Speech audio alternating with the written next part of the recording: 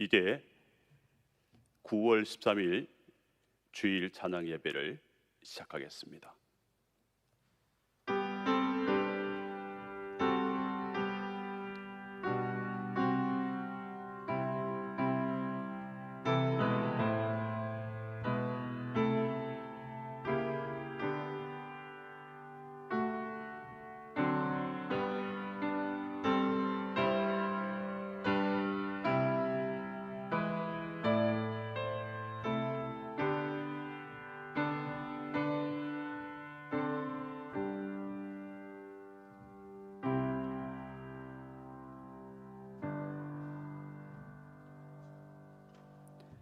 사도신경으로 우리의 신앙을 고백하겠습니다.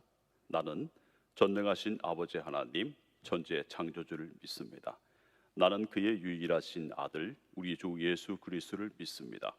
그는 성령으로 잉태되어 동정녀 마리아에게서 나시고 본디오 빌라도에게 고난을 받아 십자가에 못 박혀 죽으시고 장사된 지 사흘 만에 죽은 자 가운데서 다시 살아나셨으며 하늘에 오르시어 전능하신 아버지 하나님 우편에 앉아 계시다가 거기로부터 살아있는 자와 죽은 자를 심판하러 오십니다. 나는 성령을 믿으며 거룩한 공교회와 성도의 교제와 죄를 용서받는 것과 몸의 부활과 영생을 믿습니다. 아멘. 우리 찬송가 428장 함께 부르겠습니다. 428장입니다.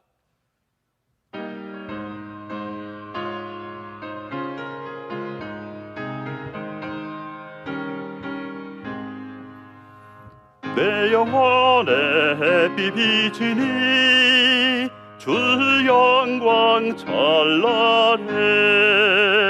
이 세상 어떤 빛보다 이 빛 더 빛나네. 주의 영광 빛난 영체 내게 비춰 주시옵소서. 그 밝은 얼굴 배울 때 나의 영혼 기쁘다. 내 영혼에 노래 있으니 주 찬양합니다. 주 귀를 기울이시사 다 듣고 계시네. 주의 영광 빛난 광채 내게 비춰 주시옵소서. 그 밝은 얼굴 배울 때 나의 영혼 기쁘다. 내 영혼의 봄날 되어서 주 함께 하실 때 그 평화 내게 깃들고 그 은혜로 피네. 주의 영광 빛난 광채 내게 비춰 주시옵소서. 그 밝은 얼굴 배울 때 나의 영혼 기쁘다. 내 영혼에 희락이 있고 큰 소망 넘치네. 주 예수 복을 주시고 떠내려 주시네. 주의 영광 빛난 광채 내게 비춰 주시옵소서. 그 밝은 얼굴 배울 때 나의 영혼 기쁘다. 아멘. 오늘 우리가 같이 읽은 말씀은 창세기 1장 1절부터 19절의 말씀입니다. 창세기 1장 1절부터 19절까지의 말씀을 제가 봉독해 드리겠습니다. 태초에 하나님이 천지를 창조하시니라. 땅이 혼돈하고 공허하며 흑암이 깊음 위에 있고 하나님의 영은 수면 위에 운행하시니라. 하나님이 이르시되 빛이 있으라 하시니 빛이 있었고 빛이 하나님이 보시기에 좋았더라. 하나님이 빛과 어둠을 나누사 하나님의 빛을 낮이라 부르시고 어둠을 밤이라 부르시니라. 저녁이 되며 아침이 되니 이는 첫째 날이니라. 하나님이 이르시되 물 가운데에 궁창이 있어 물과 물로 나뉘라 하시고 하나님이 궁창을 만드사 궁창 아래의 물과 궁창 위의 물로 나뉘게 하시니 그대로 되니라. 하나님이 궁창을 하늘이라 부르시니라. 저녁이 되고 아침이 되니 이는 둘째 날이니라. 하나님이 이르시되 천하의 물이 한 곳으로 모이고 묻이 드러나라 하시니 그대로 되니라. 하나님이 묻을 땅이라 부르시고 모인 물을 바다라 부르시니 하나님이 보시기에 좋았더라. 하나님이 이르시되 땅은 풀과 씨 맺는 채소와 각기 종류대로 씨 가진 열매 맺는 나무를 내라 하시니 그대로 되어 땅이 풀과 각기 종류대로 씨 맺는 채소와 각기 종류대로 씨 가진 열매 맺는 나무를 내니 하나님이 보시기에 좋았더라. 저녁이 되고 아침이 되니 이는 셋째 날이니라. 하나님이 이르시되 하늘의 궁창에 광명체들이 있어 낮과 밤을 나누게 하고 그것들로 징조와 계절과 날과 해를 이루게 하라. 또 광명체들이 하늘의 궁창에 있어 땅을 비추라 하시니 그대로 되니라. 하나님이 두 큰 광명체를 만드사 큰 광명체로 낮을 주관하게 하시고 작은 광명체로 밤을 주관하게 하시며 또 별들을 만드시고 하나님이 그것들을 하늘의 궁창에 두어 땅을 비추게 하시며 낮과 밤을 주관하게 하시고 빛과 어둠을 나누게 하시니 하나님이 보시기에 좋았더라. 저녁이 되고 아침이 되니 이는 넷째 날이니라. 아멘. 기도하겠습니다. 하나님 아버지, 저희들이 이 시간 주 앞에 나아갑니다.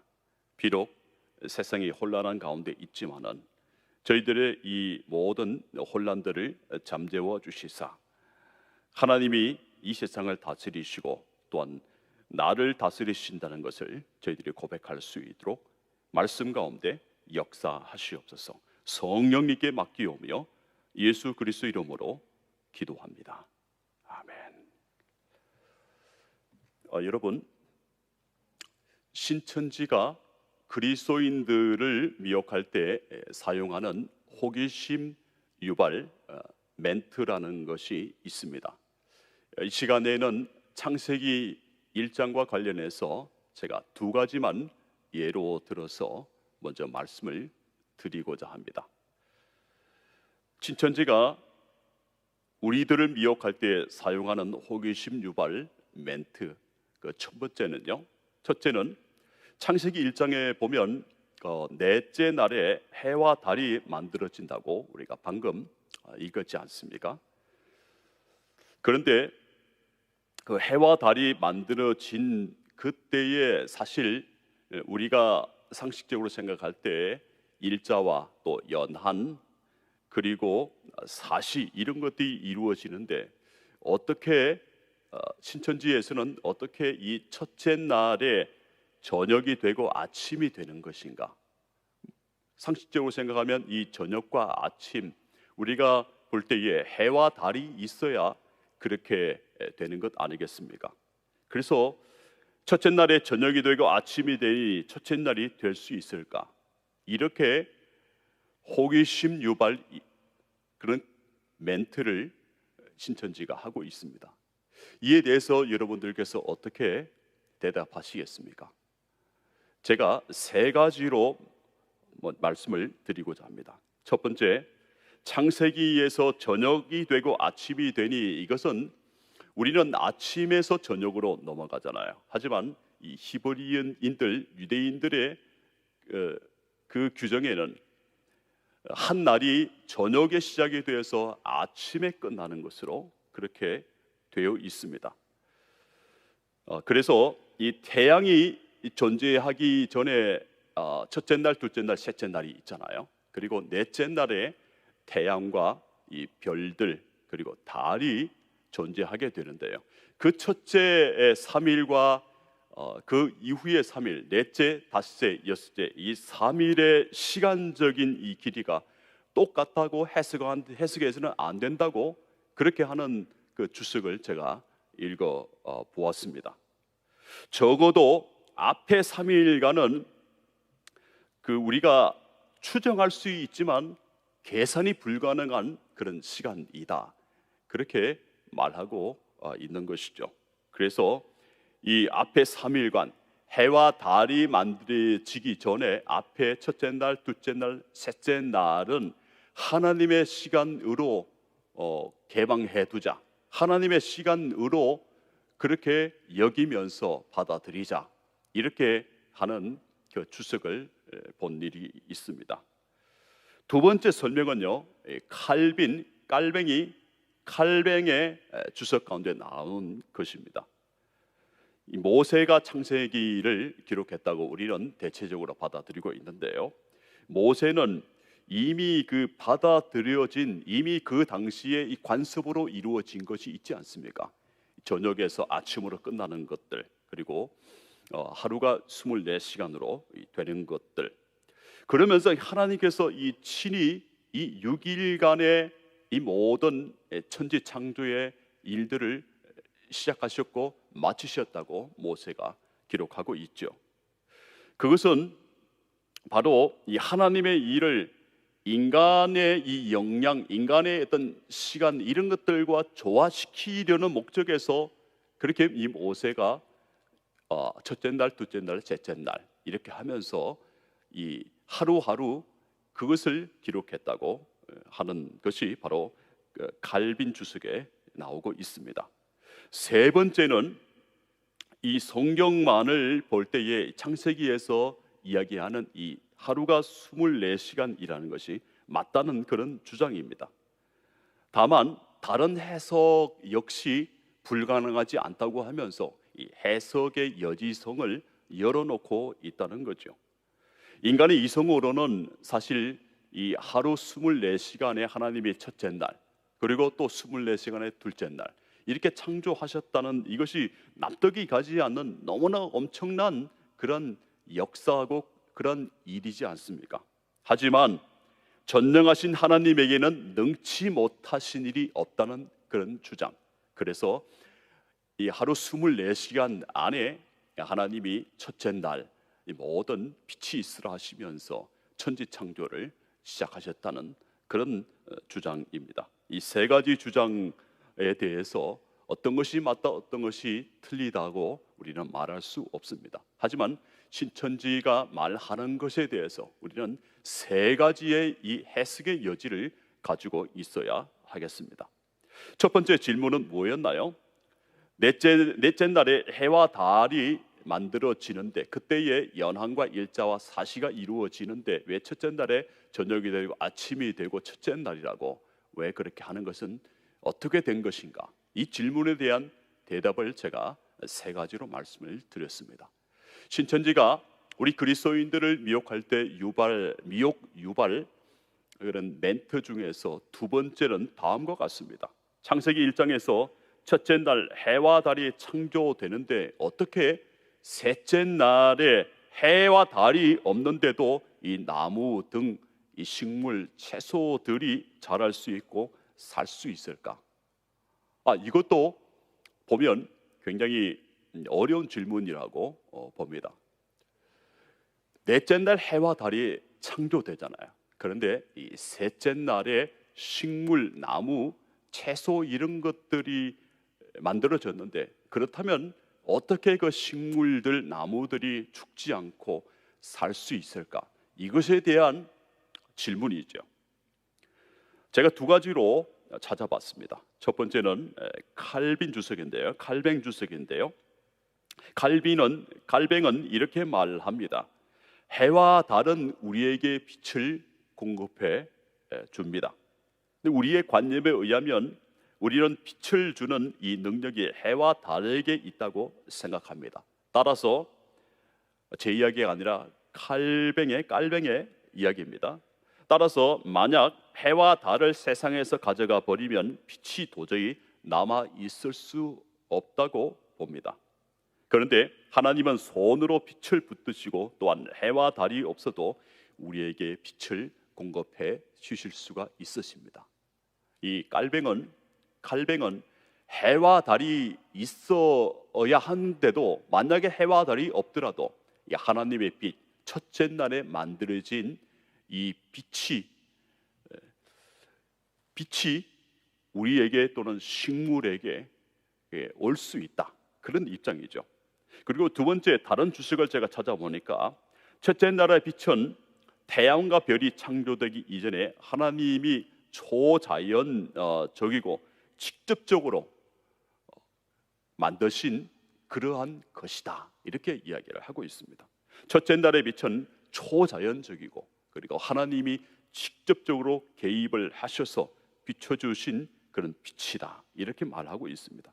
근데 이 빛은 우리가 생각하는 이런 위에 있는 또 여러분들이 지금 보는 그 빛, 물리적인 빛 이외에도 생명의 빛이라고 설명하고 있습니다.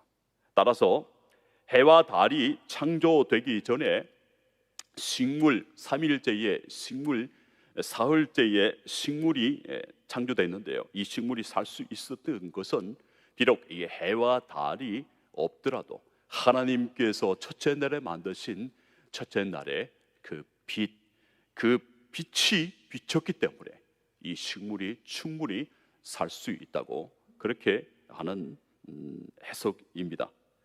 첫 번째 갈뱅 주석이나 두 번째 다른 주석에서 찾아본 것들, 그 내용을 다시 합치면 이 두 가지의 해석이 거의 비슷하다고 볼 수가 있습니다. 그래서 신천지가 그리스도인들을 우리들을 미혹할 때 사용하는 미혹 유발 멘트, 첫 번째 질문은 넷째 날 해와 달이 만들어지는데 어떻게 사시, 일자, 연한 이런 것들이 첫째 날에 저녁이 되고 아침이 되니 첫째 날이니라 이렇게 될 수 있을 것인가?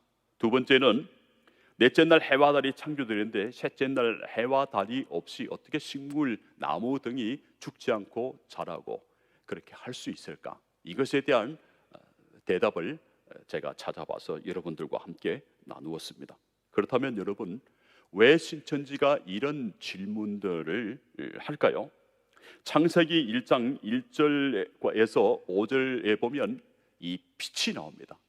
하나님이 빛이 있으라 하시니 빛이 존재하게 되었다고 그렇게 말씀하시는 그런 내용입니다.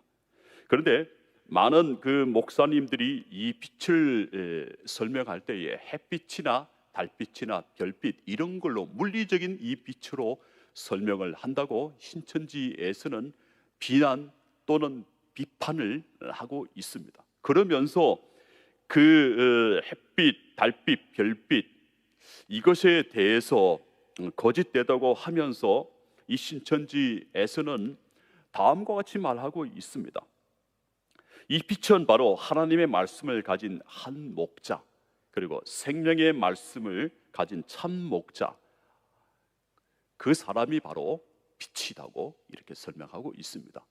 물론 제가 설명드렸듯이 첫째 날에 이 빛은 달빛, 햇빛, 별빛 이런 것이 절대로 아닙니다. 그러면서 이 신천지가 이 잘못을 끄집어내면서 하는 것은 이 빛을 비유화시킨다는 것입니다. 빛을 어떻게 비유를 하고 있습니까? 이 빛은 바로 생명의 말씀을 가진 참 목자가 빛이다. 그리고 하나님의 말씀을 가진 한 목자가 빛이다. 그래서 이 빛은 바로 신천지에 있다고 그렇게 풀이하고 있다는 것입니다.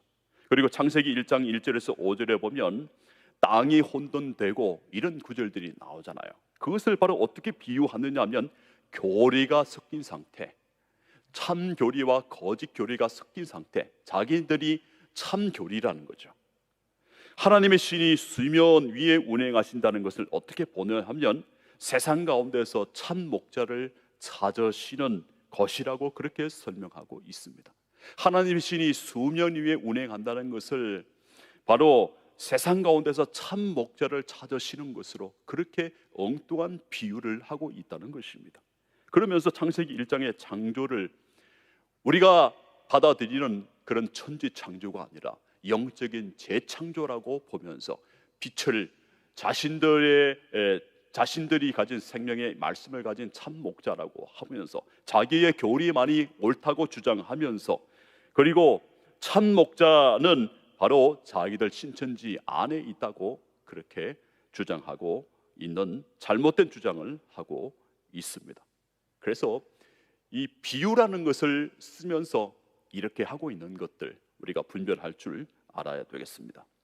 제가 움베르토 에코의 장미의 이름이라는 그런 상학원으로 된 책을 일전에 읽은 일이 있습니다. 움베르토 에코의 장미의 이름을 한번 꼭 읽어보시기 바랍니다. 거기에 보면 이탈리아 수도원이 나오는데요, 그 수도원에서, 중세의 수도원에서 살인 사건들이 연달아서 일어나게 됩니다. 이 살인 사건들을 해결하는 그런 이 과정들을 써놓은, 기록한 책이 바로 장미의 이름이라는 소설입니다. 그 소설에 보면 윌리엄 수도사라는 분이 나오는데요, 이 윌리엄 수도사라는 분이 제자인 아도소에게 다음과 같이 말하는 그런 말이 나옵니다. 제가 읽어드리겠습니다. 잘 들어보시기 바랍니다. 가짜 그리스도는 그 사자가 그랬듯이, 그 사자는 보냄을 받은 자잖아요. 다시 읽어드리겠습니다. 가짜 그리스도는 그 사자가 그랬듯이 유대 족속에서 나오는 것도 아니고 먼 이방 족속에서 나오는 것도 아니다. 잘 들어두어라. 가짜 그리스도는 지나친 믿음에서 나올 수도 있고 하나님이나 진리에 대한 지나친 사랑에서 나올 수도 있는 것이다. 성자 중에서 이단자가 나오고 선견자 중에서 신들림 무당이 나오듯이 아드소, 선지자를 두렵게 여겨라. 그리고 진리를 위해서 죽을 수 있는 자를 경계하여라. 진리를 위해 죽을 수 있는 자는 대체로 많은 사람을 저와 함께 죽게 하거나 때로는 저보다 먼저, 때로는 저 대신 죽게 하는 법이다. 인류를 사랑하는 사람의 할 일은 진리에 대한 지나친 집착에서 우리 자신을 해방시키는 일, 이것이야말로 우리가 쫓아야 할 궁극적인 진리가 아니겠느냐. 제가 이 장미의 이름의 이 부분을 스크랩을 해놓았습니다. 여러분들과 함께 나누기 위해서죠. 여기에 제가 읽어드린 것 중에서 눈에 띄는 그런 말이 나오는데 제가 다시 한번 읽어드리겠습니다. 가짜 그리스도는 지나친 믿음에서 나올 수도 있고 하나님이나 진리에 대한 지나친 사랑에서 나올 수도 있는 것이다. 무엇을 말하는 것인가요? 지나친 믿음, 지나친 진리에 대한 이 사랑이 문제라고 합니다. 저는 이 말을 이렇게 받아들이고 싶습니다.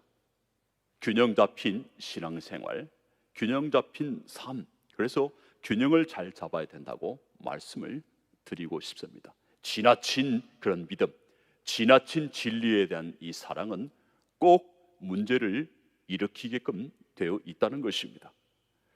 제가 새벽 기도회 때에 한번 말씀을 드린 이야기인데요, 그 김진홍 이 목사님의 이런 이야기를 제가 들어본 일이 있습니다.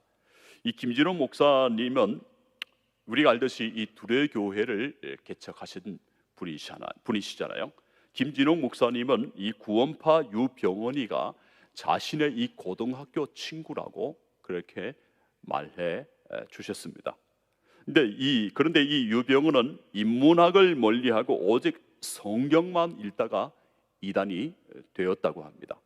성광고등학교 동기생이 바로 유병원이지요. 근데 이 유병원에 대해서 이 김진홍 목사님은 이렇게 평가를 하셨습니다. 착하고 아이디어가 넘치고 괜찮은 사람이었다고 합니다. 하지만 비극이 일어난 것은 고등학교 때부터 교실에서 다른 것들, 다른 국어, 수학, 영어, 사회, 국사 이런 것들을 이런 시간에도 오직 그 교실에서 성경만 봤다는 것이죠. 그리고 대학교를 안 가고 하양리 과수원을 하나 사가지고 성경만 읽었다고 합니다.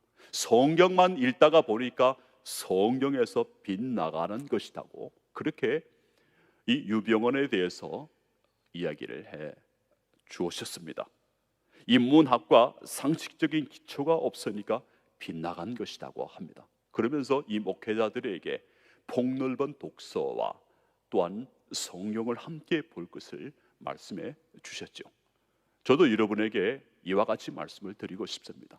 성경과 함께 여러 가지 인문학 책도 여러 가지 많은 것들도 같이 보시면서 이 성경에 대한 것들을 보충해 나가는, 물론 생명의 말씀을 보충하는 것은 아니지만은 성령을 바르게 이해한다는 측면에서 꼭 필요한 일이라고 저는 그렇게 보고 있습니다.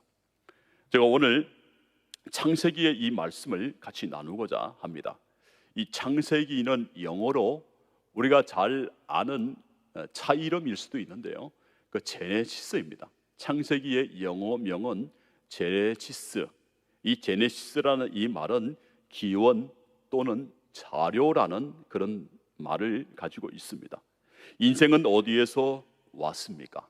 천지는 어디에서 어떻게 만들어졌습니까? 이 창세기의 이런 주제들인데요, 우주와 세계의 기원, 그리고 인간의 기원, 존재의 기원, 그리고 하나님과 인간 사이에는 어떤 관계가 있는가, 그리고 죄의 기원, 속죄의 기원, 선민의 기원, 언약의 기원, 율법의 이 기원 등등이 창세기에 나오고 있습니다. 그러므로 여러분, 창조 이야기는 바로 우리 인생들, 우리 인간들의 이 창조의 목적을 이야기하고 있습니다. 인간 존재의 이유에 대한 질문에 답을 주고 있습니다. 그리고 우리들이 동물과 비슷하지만 이 동물과 어떻게 다른 존재인지, 그리고 동물과 어떻게 다르게 살아가야 할지, 이 창세기에서는 그에 대한 대답을 주고 있습니다. 그러므로 이 창조 이야기에서 보여주는 것은 우리 인생이 하나님과 떨어질래야 떨어질 수 없는 그런 존재라는 것을 분명히 제시하고 있는 것입니다. 그렇다면 태초에 하나님이 천지를 창조하실 때에 우리는 이 창조와 관련해서 두 가지 질문을 할 수 있습니다. 우리가 보통 물어왔던 무로부터의 창조인가, 아니면 혼돈, 케이아스라고 그러잖아요. 혼돈으로부터의 창조인가, 무로부터의 창조인가, 혼돈으로부터의 창조인가. 이 두 가지의 질문은 둘 다가 맞습니다. 첫 번째, 무로부터의 창조인데요, 여기에서 이 무라고 하는 것은 없음, nothing이 아닙니다. 없음이 아니라 이 무는 nothing, 아무것도 아닌 nothing, 없음이 아니라 아무것도 아니라는 거죠. 우리가 우리 자신을 볼 때 아무것도 아니다, 없는 것은, 우리 자신이 없는 것은 아니지만은 아무것도 아니라는 것을 깨달을 때가 있지 않습니까? 바로 무라는 것은 아무것도 아니라는, 바로 그것을 말하는 것입니다. 빛이 창조되기 전에 세상은 우리가 알듯이 혼돈과 공허, 흑암만이 있었습니다. 그러므로 빛이 있기 전에, 하나님이 빛이 있으라 하시기 전에 혼돈과 흑암과 공허로 가득 찬 이 세상은 아무것도, 이 우주는 아무것도 아니었다는 것입니다. 사실 우리가 우리 자신을 볼 때에 예수님을 만나기 전에, 예수님께서 우리를 만나 주셔서 우리를 구원하시기 전에, 사실 따지고 보면 우리 존재가 없음, nothing은 아니지만 nothing, 우리 존재가 아무것도 아닌 그런 존재였습니다. 허무한 인생이었지 않습니까? 허무한 인생, 이런 것을 생각하시면 되겠습니다. 빛이 있기 전에 창세기 1장 2절에 나오는 땅 역시 아무것도 아니었다. 그래서 이 무로부터의 창조, 이렇게 생각하시면 되겠습니다. 무로부터의 창조뿐만 아니라 혼돈으로부터의 창조도 맞다고 제가 말씀을 드렸습니다. 1장 2절에 보면 이 카오스, 케이아스라고 그러잖아요. 영어로 혼돈이라는 말이 바로 카오스, 케이아스입니다. 영어로 하면요, 혼돈으로부터의 창조이죠. 2절에 보면 공허, 흑암, 혼돈이라는 그런 부정적인 말들이 나오지 않습니까? 그런데 3절 그 뒤쪽에 보면 이제는 빛이 있으라 하시면서 이 모든 것들이 다 긍정적으로 바뀌는 것을 볼 수 있습니다. 아무런 모양이 없던 그런 우주가 골격과 이 모양을 갖추고 있는 우주로 변해가고 있습니다. 모든 것들이 다 뒤죽박죽 되어 있던 이 우주가 이제는 질서와 구조를 갖춘 그런 우주로 변해가고 있습니다. 부정적인 모든 것들이 이제는 다 긍정적으로 하나님이 빛이 있으라 하시니 부정적인 모든 것들이 다 빛으로 다 환하게 되어서 긍정적으로 바뀌어져 가고 있는 것을 볼 수 있다는 거죠. 카오스, 케이아스, 혼돈이기만 했던 우주가 코스모스, 이 질서가 있는 우주로 바뀌어 가고 있다는 점을 볼 수 있습니다. 그래서 혼돈으로부터의 창조, 무로부터의 창조, 우리 둘 다 맞는 것으로 받아들일 수 있습니다. 창세기 1장 4절과 관련해서 구약학자 올버라이트는 이렇게 하나님이 보시기에 좋았더라는 말을 이렇게 풀이하고 있습니다. 그러자 하나님이 그것이 얼마나 좋은지를 보셨습니다. 그러자 하나님이 그것이 얼마나 좋은지를 보셨습니다. 여러분, 이 보셨다는 이 말은 바로 평가한다는 그런 뜻을 가지고 있습니다. 빛이 창조되고 나서, 이 빛이 창조되고 나서 이 빛이, 그리고 우주가 하나님 보시기에 좋았다, 이렇게 평가되고 있다는 거죠. 빛이 창조되기 이전에 세상은 제가 말씀드렸듯이 성경에 나오듯이 혼돈하며 공허하며 흑암이 깊음 위에 있던 그런 땅이었습니다. 그런데 그런 땅이 하나님 보시기에 좋지 않았었습니다. 빛이 생기게 하신 뒤에 이 모든 것들을 다 좋았다고 그렇게 하나님이 평가하고 있다는 것을 우리가 봐야 하겠습니다. 무는 아무것도 아닌 nothing, 아무것도 아니라는 것이라고 제가 말씀드렸습니다. 우리도 아무것도 아님이었습니다. 흑암과 공허에 쌓인 인생, 허무하게 살다가 가는 그런 인생인 줄로만 알았습니다. 그런데 빛이 있으라 하시는 것처럼 말씀이 우리에게 오니, 예수 그리스도의 사랑과 십자가의 사랑과 그 말씀이 우리에게 오니 어떻게 되었습니까? 우리 삶의 질서가 잡혔고 하나님 보시기에 좋았더라고, 우리에 대해서 이제는 좋았다, 좋다, 사랑한다, 좋다, 그렇게 우리에 대해서 평가하고 계시는 것입니다. 사랑하는 여러분, 십자가의 보혈을 통해, 그리고 예수님이 우리에게 주신 것을 우리가 믿었던 성령 하나님의 도우심을 따라 믿은 그 작은 믿음, 그것 때문에 하나님이 우리를 사랑하시고 또한 우리를 아끼시고 우리를 보호하시고 우리를 칭찬하시며 우리를 좋다고 그렇게 평가하고 계십니다. 여러분, 그것이 바로 하나님의 은혜, 이것이 은혜이지 않겠습니까? 그러므로 우리가 보기에 우리 자신이 좋은 것이 되어서는 안 되겠습니다. 하나님 보시기에 좋은 삶이 되어야 합니다. 하나님 보시기에 좋은 믿음이 되어야 합니다. 여러분 자신이 우리 자신의 삶을 평가하는 것도 좋지만 궁극적으로 제일 우선해야 할 것은 하나님이 우리 삶을 평가하신다는 것에 대해서 어떻게 평가하실지에 대해서 더 주목해야 합니다. 그것은 바로 우리 자신의 잣대로 나 자신을 평가하거나 재거나 그렇게 보지 말아야 한다는 것입니다. 그리고 세상의 잣대로 우리 자신을 보거나 우리 자신을 들여다보거나 평가하고 재단하려고 해서는 안 된다는 것입니다. 남이 보는 나, 세상이 보는 나에 맞추어 살아서는 안 된다는 것이죠. 남이 보는 나, 세상이 보는 나는 어떤 모습입니까? 외모로 평가하고, 학력으로 평가하고, 가진 것으로 평가하고, 돈이 많느냐 돈이 적으냐도 평가하고, 직장으로 평가하고, 이 모든 것들로 그렇게 평가를 한다는 거죠.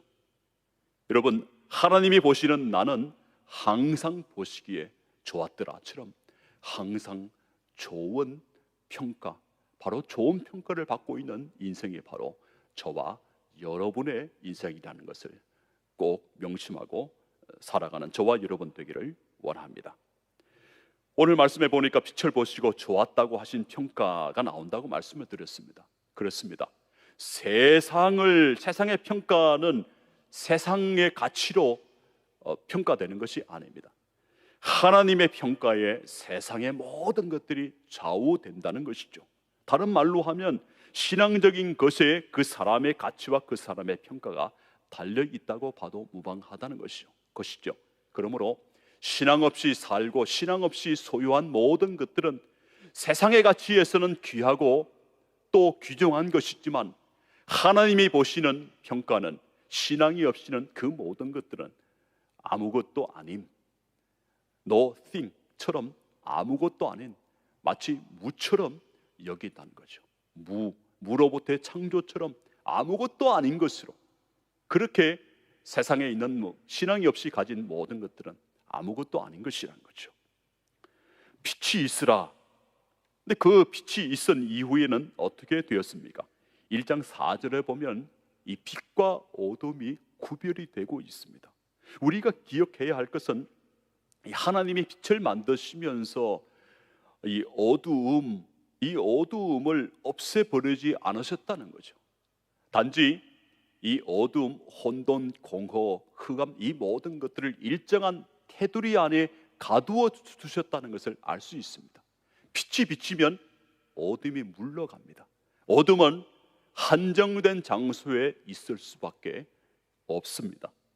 어두움을 하나님의 수중에 두셨습니다. 이 어두움을 결코 제거하지 않으셨는데요, 단지 하나님이 이 빛과 어두움을 나누어 놓으셨습니다.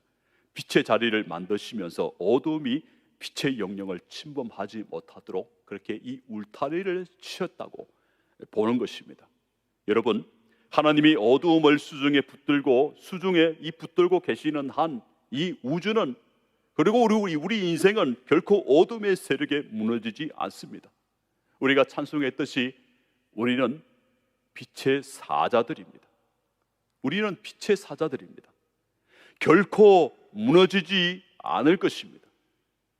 우리는 빛의 사자, 이 빛을 받은 사람들이기 때문에 하나님의 보호하심을 받고 하나님이 우리를 지키시고 계십니다.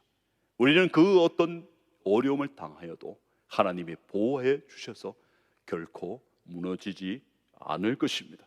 그러므로 우리는 하나님과의 관계에서 신실해야 합니다. 어둠의 자리가 우리의 자리가 아닙니다. 빛의 자리가 우리의 자리입니다. 그러므로 빛의 사자처럼 이 광명한 이 광채를 받고 사는 그런 삶이 되어야 하겠습니다. 고통, 고난, 인생의 밤, 경제적인 아픔, 경제적인 손실, 병, 상실, 이 모든 것들은 밤이라고 표현할 수 있습니다. 이 모든 것들은 우리 인생에서 어두움이 있죠. 하지만 아무리 밤과 어두움이 깊다고 해도, 아무리 어두움이나 밤이 활기를 친다고 해도 이스라엘 백성들이 어떻게 그 어두움과 밤을 통과해 왔는지를 우리가 기억해야 하겠습니다. 이스라엘 백성들은 자기 자신들이 아무리 어려운 상황이라고 할지라도, 밤중을 당한다고 할지라도 이 밤이 하나님의 이 수중에, 하나님의 손에 있다고 그렇게 고백을 했습니다. 하나님의 다스림 밑에 있다는 것을 잊지 않았습니다. 그러니까 이스라엘 백성들이 견뎠습니다. 그리고 일어났습니다. 우리 역시 우리 인생에 대해서 이것을 잊지 말아야 하겠습니다. 로마서 8장 35절에서 39절의 말씀을 제가 읽어드리겠습니다. 누가 우리를 그리스도의 사랑에서 끊으리요? 환난이나 공고나 박해나 기근이나 적신이나 위험이나 칼이라. 내가 확신하노니 사망이나 생명이나 천사들이나 권세자들이나 현재 일이나 장래 일이나 능력이나 높음이나 깊음이나 다른 어떤 피조물이라도 우리를 우리 주 그리스도 예수 안에 있는 하나님의 사랑에서 끊을 수 없으리라. 그렇게 말씀하고 있습니다. 여러분, 어두움이 무서운 것이 아닙니다. 고난이 두려운 것이 아닙니다. 오히려 이 어두움과 고난이 하나님의 다스림 아래 있다는 것을 알지 못하는 것이 무서움이고 두려운 것입니다. 우리를 향하신 이 하나님의 끊을 수 없는 이 놀라운 사랑, 우리를 그 어떤 것으로부터도 끊을 수 없다는 것을 알지 못하는 것이 오히려 무서운 것이고 두려운 것이 되어야 하겠습니다. 그러므로 우리가 가야 하는 방향은 분명합니다. 1장 5절에 나옵니다. 저녁이 되며 아침이 되니, 이런 방향입니다. 흑암에서 빛으로 나아가야 합니다.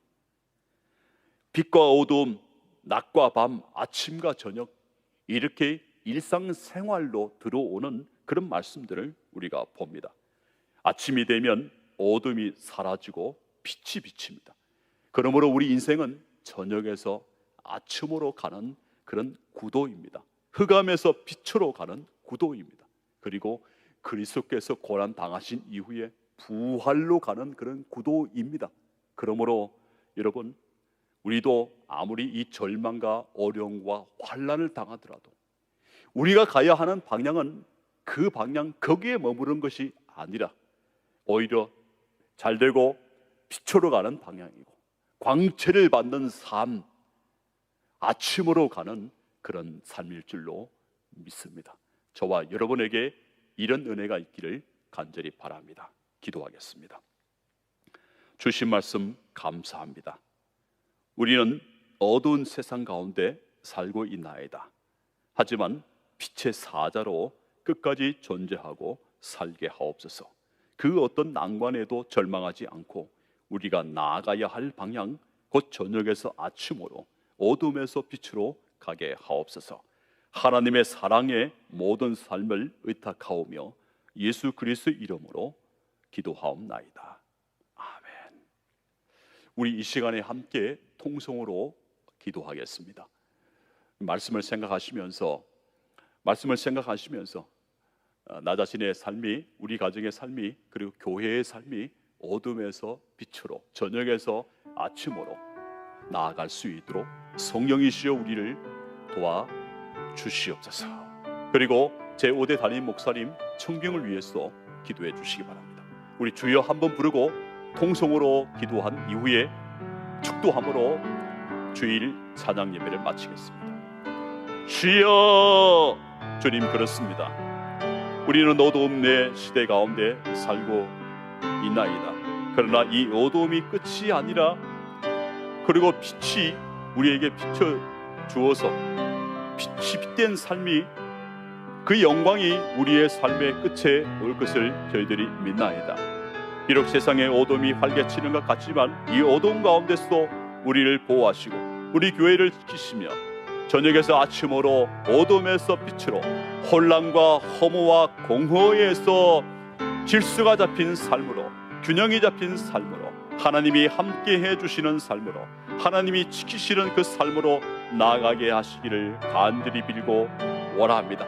우리가 나아가야 할 방향은 바로 절망과 어둠에 쌓인 삶, 낙심과 낭망의 삶이 아니라 하나님이 이끌어주시는 삶, 곧 말씀을 믿고 믿음 위에 굳게 서는 삶, 빛된 삶을 살아가는 삶, 그리고 절망 가운데서도 일어나서 빛으로 나아가는 삶, 희망을 꿈꾸는 삶, 소망에 있는 삶, 다시 일어나는 삶, 우울한 삶에서 빠져나오는 햇빛을 받는 그런 삶일 줄로 믿습니다. 우리 가정과 우리의 모든 삶을 이와 같은 삶으로 인도하시기를 원합니다. 성령님, 우리 삶 가운데도 충만하게 하시옵소서. 성령님, 우리의 가정과 우리의 삶과 직장과 모든 것에 우리 자녀들 위해 운행하여 주시기를 간절히 빌고 원합니다.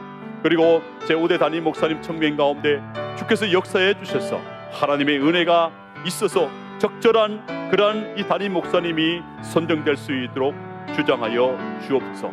오늘 말씀을 듣고 믿음 위에 굳게 서고 또한 신천지와 같은 이단의 무리들의 그런 이런 비유 가운데, 미혹 가운데 빠져들지 않도록 우리 성도들의 신앙을 굳게 하여 주시옵소서. 감사를 드리며 예수 그리스도 이름으로 기도하옵나이다. 아멘. 이제는 우리 주 예수 그리스도의 은혜와 하나님 아버지의 그 놀라우신 사랑하심과 성령님의 교제교통 충만케 하심, 함께하심, 동행하심이 주께서 피로 값주고 사신 우리 장석교회 위에 온 성도들과 가정과 사업과 직장과 하시는 모든, 계획하시는 모든 일들 위에 이제로부터 영원토록 함께 없시기를 간절히 축원하옵나이다. 아멘.